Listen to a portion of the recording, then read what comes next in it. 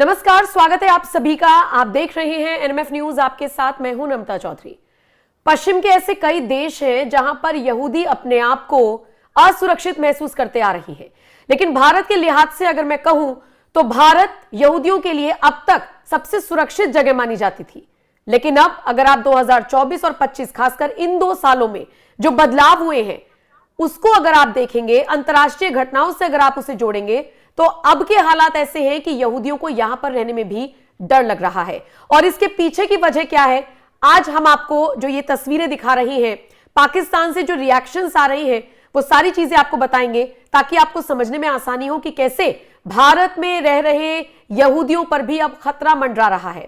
तमाम ऐसे आतंकी हैं, आतंकी संगठन के कमांडर हैं जो पाकिस्तान विजिट कर रही हैं और किसी काम से नहीं, शादी वगैरह में जा रही है, इनफॉर्मल रिलेशंस को मजबूत कर रही है ताकि उनको फॉर्मली अप्लाई किया जा सके। मेरे साथ इस खबर पर मेरे वरिष्ठ सहयोगी पंकज प्रसून जुड़ रही हैं। पंकज जी, खतरे में हैं भारत में रहने वाले यहूदी भी, और जो यहूदी केंद्र मुंबई में मौजूद है, क्या उसको भी टारगेट करने की कोशिश की जा रही है? बिल्कुल, ये जो तस्वीरों में आप जो व्हाइट जैकेट पहने जिस आदमी को देख रहे हैं, ये आदमी हमास का लीडर है और इसका नाम है Nazi Zaheer, doctor Nazi Zaheer, doctor लगाता है ये व्हाइट जैकेट वाला।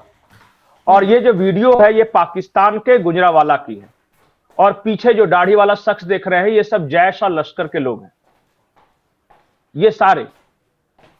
और ये पहले इसके बारे में थोड़ा सा बता देता हूं, ये जो नाजी जहीर है ये हमास का जो लीडर है खालिद मशाल, उसका स्पेशल रिप्रेजेंटेटिव के तौर पे ये पाकिस्तान आया है।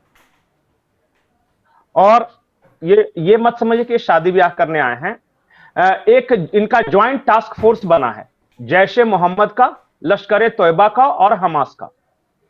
ये तीनों कुछ बड़ा प्लान कर रहे हैं और जो बड़ा प्लान कर रहे हैं उसके अनुसार ये भारत में कुछ बड़ा प्लान कर रहे हैं। अब चूंकि हमास का डायरेक्ट वॉर है एक तरह से इजराइल के साथ, तो ये एंगल तलाशा जा रहा है कि लश्कर का टारगेट हमेशा इंडिया होता है और हमास का हमेशा टारगेट होते हैं इजरायली यहूदी। तो कहीं ऐसा तो नहीं कि इंडिया में रहने वाले यहूदी इनके टारगेट पर हो, क्योंकि जैश, लश्कर और हमास अगर पाकिस्तान के गुजरांवाला में मिल बैठकर प्लान बना रहे हैं तो टारगेट पर भारत हो सकता है, क्योंकि गुजरांवाला जो इलाका है वो भारत, वहां के जितने आतंकी कैंप है वो सब भारत को लेकर ऑपरेट करते हैं, चाहे कश्मीर में या भारत के आतंकियों को। अगर अफगानिस्तान में कुछ करना होता है या बलूचिस्तान में कुछ करना होता तो ये उधर बैठक कर रहे होते। तो अब भारत पे होने वाला है। भारत पे क्या हो सकता है? भारत में यहूदी टारगेट कौन कौन से हैं, पहले वो मैं बता दूं। आपको पता है कि जब 26/11 का हमला हुआ था मुंबई में, तो एक नारीमन घर था, नारीमन मतलब वो साउथ बॉम्बे में जाइएगा, नारीमन हाउस उसका नाम है, और वो यहूदियों का सेंटर है। तो 26/11 में भी वहां हुआ था और मिशेल नाम का जो लड़का था, जो छोटा, वो बड़ा हो गया इजराइल, उसको अपने यहां वापस लेकर चला गया मुंबई से। तो साउथ मुंबई में बहुत सारे ऐसे सेंटर्स हैं जो कि इजरायली ज्यूज के सेंटर्स हैं, कुछ कल्चरल भी हैं, कुछ पॉलिटिकल भी हैं, सब कुछ। इनफैक्ट नरीमन पॉइंट जो नाम ही है, जो नरीमन पॉइंट है, वो यहूदी नाम है, ज्यूज नेम है।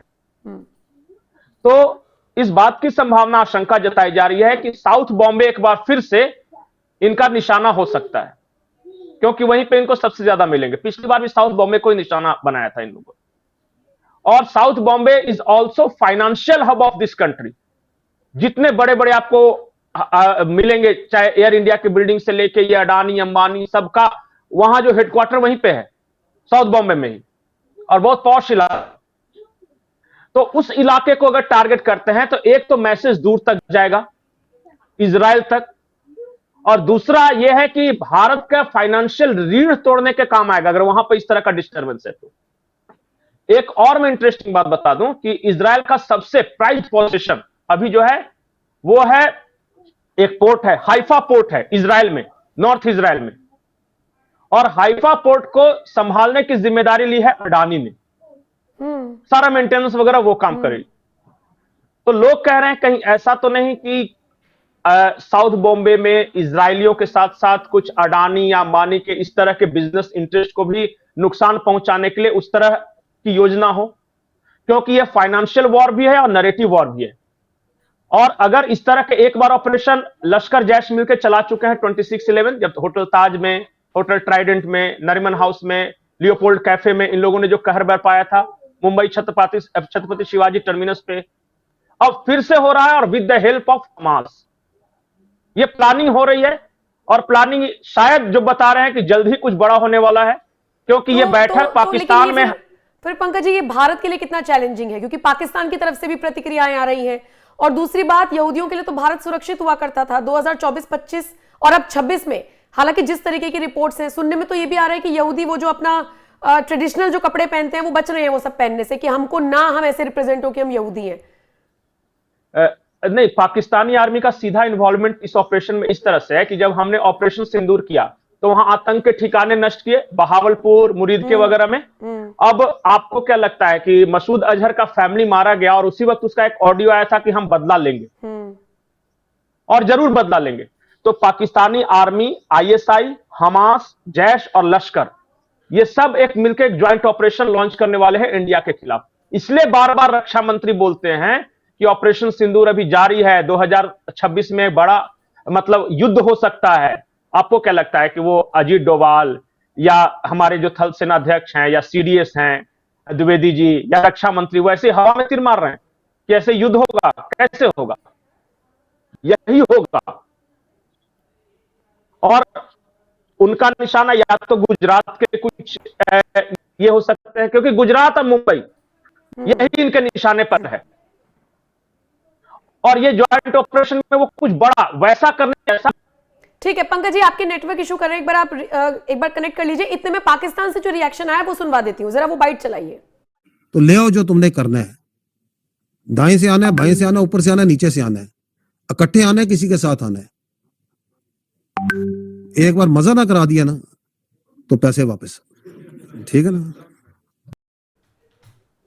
पंकज जी? जी, तो ये जो पाकिस्तानी आर्मी का प्रवक्ता है ये, और ये भारत को धमका रहा है कि चाहे तुम ऊपर से आओ, नीचे से आओ, दाएं से आओ, बाएं से आओ, समंदर से आओ, थल सेना से लाओ, अगर तुम्हें हमने मजा न चखा दिया तो तुम कहना। अब बताइए कि ये सारे चीज क्या इत्तेफाक हैं? भारत को जिस तरह से धमकी, हमास का लीडर, ये तो सामने वीडियो दिख रहा है ना गुजरावाला का। अब क्या ये सारे बैठे हैं तो कीर्तन करने के लिए बैठे हैं? जाहिर तौर पे नहीं। और जैश ये मसूद अजहर का बदला है और उसके परिवार को इस श्रद्धांजलि है पाकिस्तानी आर्मी की तरफ से, और हमास को इसमें इसलिए जोड़ा गया है कि वो इस तरह के अटैक के मास्टर हैं, वो अपना उनका जो आतंक का जो टेक्निकल नो हाउ है वो देंगे इनको। तो सावधान रहिए, सतर्क रहिए, क्योंकि 26/11 से भी ज्यादा बड़े हमले की प्लानिंग हो रही है, और वो अंदाजा लगाया जा रहा है कि हो सकता है कि वो गुजरात या महाराष्ट्र में हो, मुंबई, साउथ बॉम्बे खास करके, क्योंकि ये ऐसा टारगेट को चुन रहे हैं जिसमें इजराइल का भी एंगल हो और भारत का भी एंगल हो, और भारत के फाइनेंस की रीढ़ तोड़ने की कोशिश में है ये। एक और है, मैं बता रहा हूं, एक और इंटेलिजेंस इनपुट आई थी 1 महीना पहले कि जो भारत की ऑयल रिफाइनरीज है, जैसे जो अंबानी वाला जो है वहां पे, और जो एनटीपीसी एनटीपीसी कह रहे हैं, ये सब जो चला रहा है ना, उनको ये निशाना बना सकते हैं, क्योंकि तेल को लेकर अभी बहुत बड़ा खेल है, और भारत सबसे बड़ा प्रोसेसर है क्रूड ऑयल का। तो अगर उस पर ये हमला करते, वो फिर गुजरात है उनका, तो ऐसा कुछ भी हो सकता है। तो लोग तो अभी तो कह रहे हैं कि इनपुट्स है, अब देखिए इसको कैसा फिल्टर करते हैं, क्या करते हैं, लेकिन तैयारियां उनकी तरफ से पूरी हो रही है, और इस तरफ से भी तैयारियां रखनी पड़ेंगी, अलर्ट मोड पर रहना होगा। बहरहाल देखने वाली बात होगी कि जो कड़ी से कड़ी मिलाकर हमने कुछ एक जोड़ने की कोशिश की है, जो सूत्रों के हवाले से खबर मिल रही है, उन सबको जो आपने समझाया है दर्शकों को, मैं छोड़कर जा रही हूं उन्हीं के हवाले। ये तस्वीरें हमने आपको दिखाई, पाकिस्तान से आई गीदड़ भभकी आपको दिखा रहे हैं, आपके हवाले ये खबर। कमेंट सेक्शन में बताइएगा जरूर आपकी राय। बाकी जो भी अपडेट्स आएंगी आप तक पल पल की अपडेट्स पहुंचाते रहेंगे। नमस्कार।